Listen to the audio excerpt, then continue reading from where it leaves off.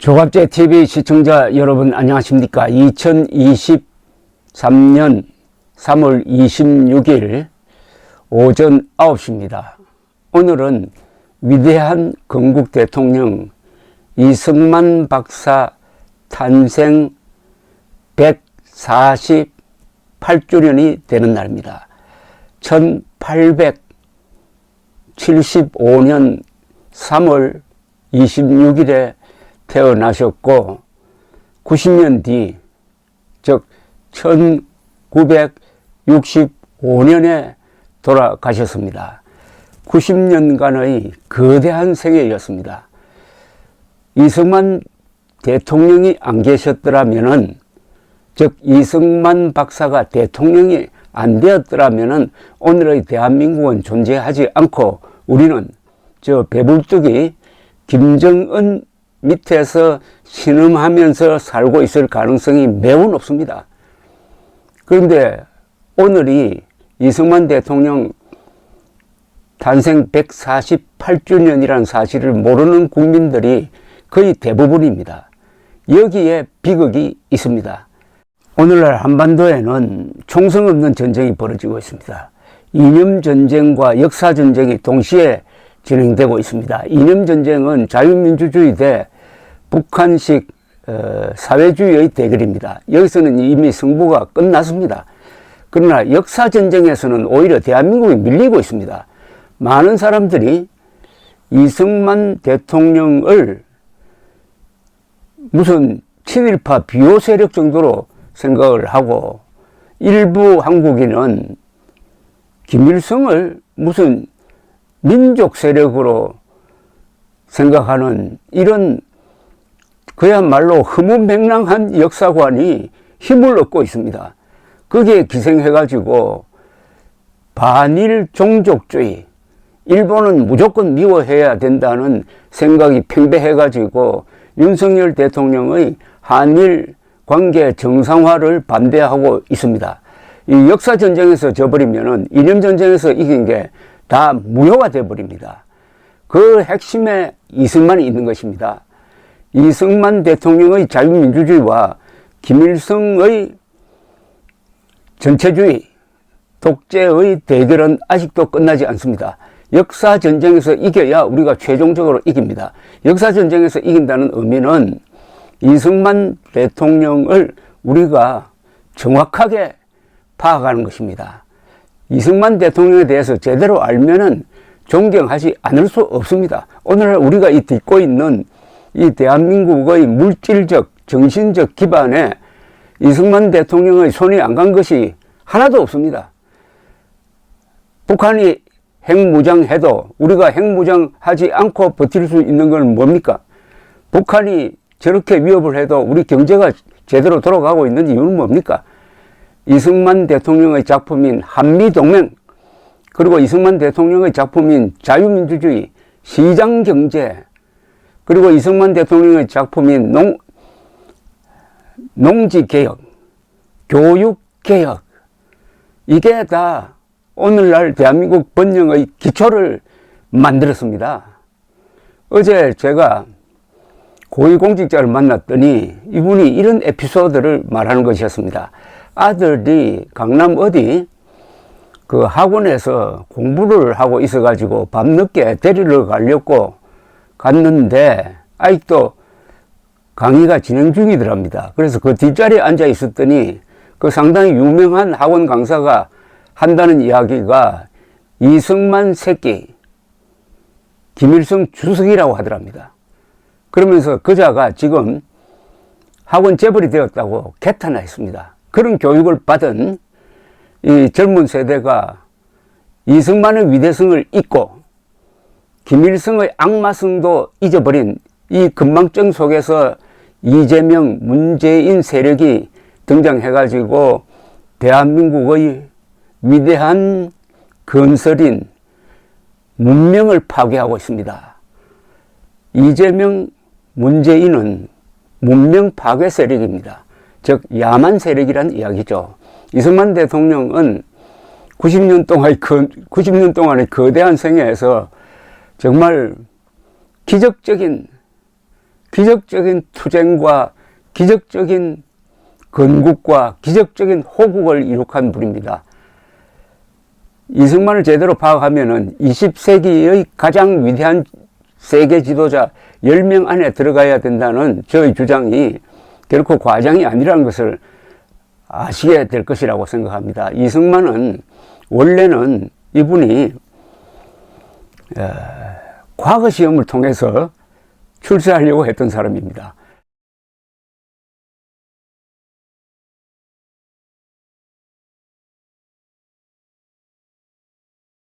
과거 시험을 여러 번 쳤습니다. 아마 한 6번 쳤을 겁니다. 마지막에 갑오경장으로 과거 시험 제도가 없어져 버리니까 실망을 했습니다. 그런데 친구를 따라서 배제학당에 다니게 되었는데 거기 가보니까 미국 선교사들을 만나게 되었습니다. 미국 선교사들에게 한국말을 가르치고 그들로부터 영어를 배우면서 서양 선진 문물에 눈을 뜨게 되었습니다. 그리해서 아주 유명한 개화파 운동가가 되었습니다. 행동파였습니다. 이분도 한때 거리를 누비던 거리 투사였습니다. 그러다가 고종을 몰아내는 계획을 꾸몄다가 잡혀가지고 사형될 뻔 하다가 간신히 구명되고 감형되고 해가지고 감옥에서 약 5년 동안 있었습니다. 이게 이승만을 만들었습니다. 그 감옥에 있는 동안에 쓴 독립정신이라는 책이 있습니다. 꼭 여러분들 한번 읽어보시기 바랍니다. 이 독립정신이야말로 최초의 본격적인 정치 논설서이고 이걸 읽어보면은 20대 후반의 이승만이 이미 당시에 대통령이 되었다. 정신적 대통령이 되었다는 것을 알 수가 있습니다. 그 나이에 외국 경험이 없는 사람이 어떻게 한국의 진로를 정확하게 이렇게 짚었느냐. 거기서 벌써 한국은 저 대륙 세력과 손을 잡아서는 안 되고 해양 세력, 기독교 세력과 손을 잡아야 된다는 내용이 들어있습니다. 감옥에서 이승만은 하나님을 받아들여서 평생 가는 신앙을 갖게 되었습니다. 이승만이 공산주의와 싸울 수 있었던 것은 그 기본이 기독교 신도였다는 것과 관계가 있습니다. 기독교 신도로서 이 세상을 보기 시작하니까 공산주의 악마성을 알게 된 거죠. 그리하여 감옥에서 한 5년 보내고 나와서 미국으로 갑니다. 이분이 미국에 가서 참 대담한 일을 합니다. 당시 대통령 시어도어 루즈벨트 대통령을 찾아갑니다.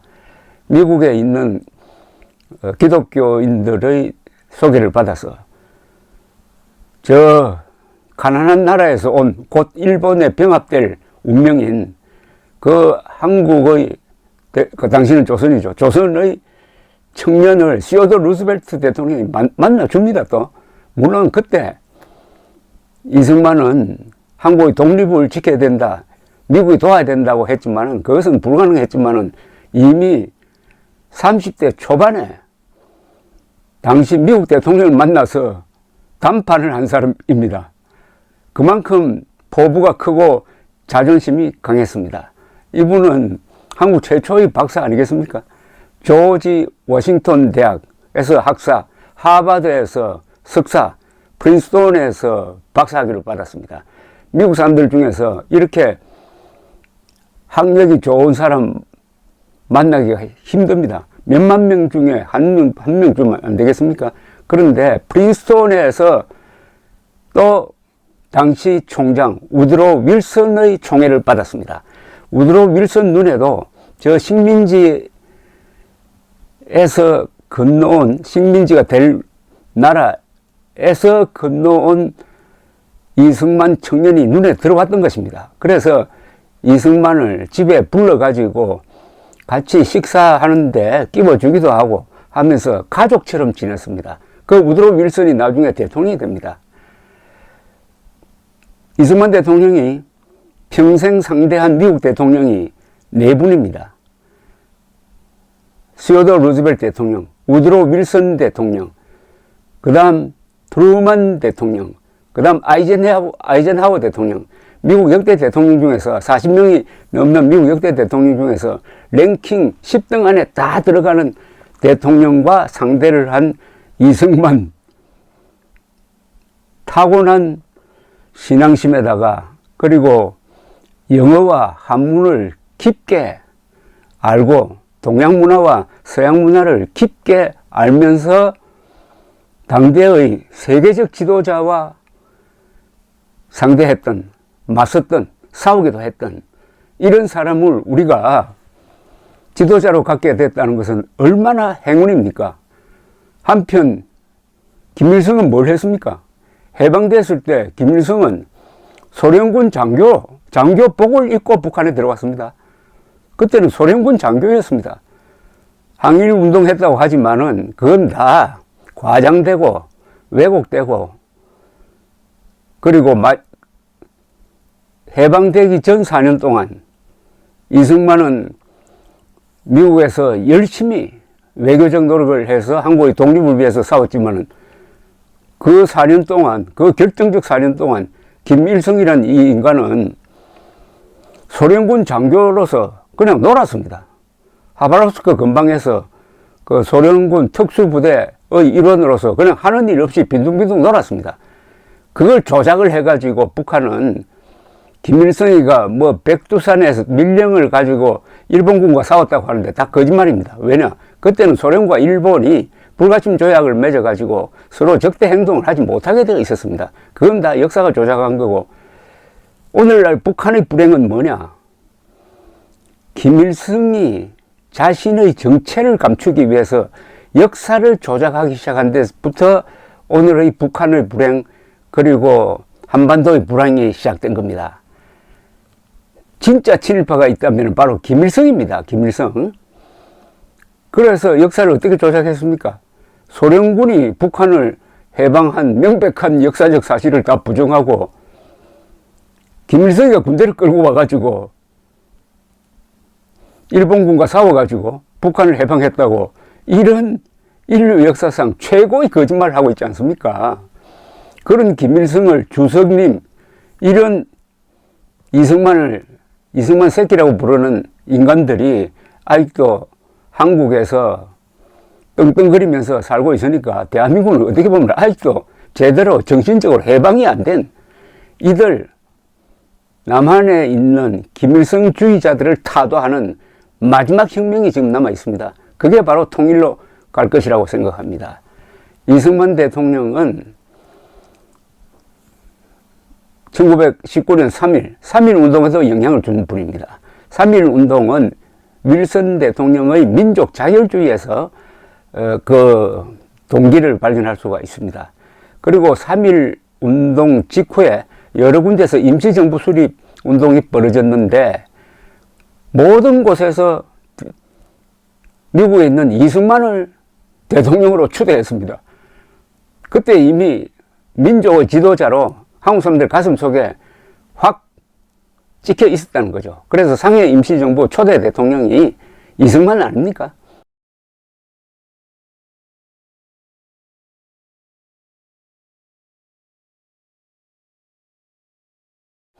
그러나 상해에 와서 대통령직을 수행해 보니까 이런 식으로 해가지고는 희망이 없다.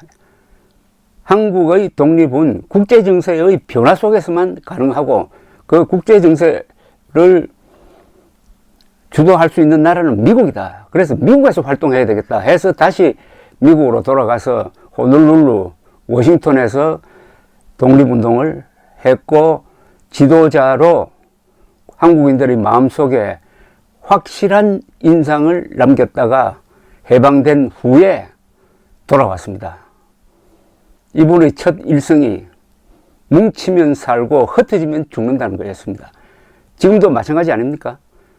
뭉치면 삽니다. 지금 한국 남한에서 일어나는 이 분열이 오래 가면은 그야말로 흩어지면 죽는다는 말이 그냥 적용될 수도 있습니다. 이승만이 없었으면은 미국이 아직도 소련에 대해서 친밀한 생각을 가지고 있던 해방 직후 상황에서 한국의 독립을 이루는 것은 어려웠을 것이라고 생각합니다. 이승만은 1920년대에 이미 공산주의는 안 된다. 공산주의는 우리 민족의 운명에 해독을 끼칠 독극물이다라는 인식을 확실하게 가지고 있었습니다.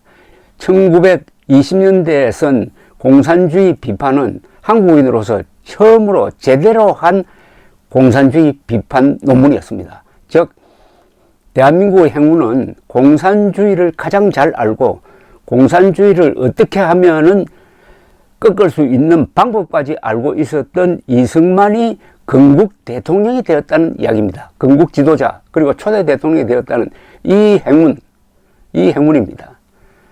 이승만은 대통령이 되자마자 농지개혁을 했습니다. 그래서 지주가 가지고 있는 땅을 경작하는 사람한테 값싸게 넘겨주는 그 농지개혁을 6.25 직전에 했습니다. 만약 그 농지개혁을 하지 않고 북한군이 들어와가지고 지주로부터 땅을 뺏어가지고 농민들한테 나눠주었다면 그 농민들이 북한군에 붙었을 가능성이 있습니다.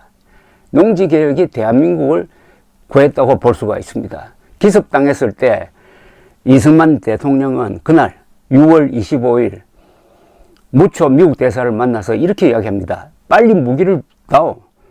무기를 안 주더라도 우리는 남자, 여자, 어린아이들까지 나와가지고 몽둥이와 돌멩이로도 싸운다. 이렇게 이야기합니다.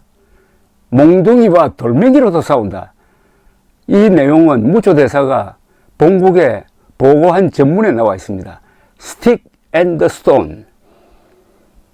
남녀노소가 다 들고 일어나가지고 공산군과 싸운다. 얼마나 멋진 이야기입니까? 많은 그 절박한 상황에서 즉 기습 남침한 북한군이 서울로 지금 들어오고 있는데도 그런 이야기를 합니다. 그러면서 이승만은 무초 대사에게 이야기합니다. 이번 기회를 오히려 우리는 북진 통일의 기회로 삼아야 한다. 전화위복이 될 것이다 라고 이야기를 합니다. 결국 그렇게 되었습니다. 이승만 대통령은 전쟁이 끝날 때 미국의 멱살을 딱 잡습니다. 미국이 한미동맹을 만들어주지 않으면 우리는 휴전협상에서 빠져버리고 우리 단독으로 북진하겠다고 하니까 아이젠하워 대통령이 이승만을 달래기 위해서 한미 상호 방위조약을 맺고 그리고 한국군을 현대화하고 한국에 대한 경제 지원을 약속하게 됩니다. 그 한미동맹이 지금 올해로서 70년입니다. 한미동맹이 대한민국의 생명줄이었습니다. 동시에 세계를 구했습니다. 이승만 대통령과 트루만 대통령과 유엔과 16개국 파병국가와 5개국의 의료지원국가 이들의 힘으로 우리는 국제공산주의의 침략을 한반도에서 저지했습니다. 그리하여 대만이 살았습니다. 일본이 경제부흥했습니다. 독일이 재무장했습니다. 나토가 지금과 같은 강력한 군사동맹체제로 발전했습니다. 트루만 대통령은 군사비를 4배로 늘려가지고 본격적인 대소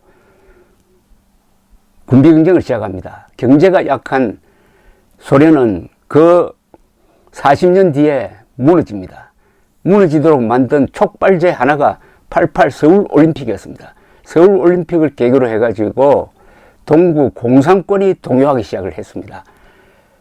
대한민국은 세계를 구했습니다. 대한민국은 세계 자유국가로부터 도움을 받아서 살아났지만 동시에 우리가 끝까지 버텨가지고 결사항전해가지고 세계를 구한 빚을 다 갖고도 남습니다. 그래서 저는 전후 70년의 역사를 이야기하자. 전후 70년은 영어로 표현한다면 The greatest story ever told. 가장 위대한 이야기다.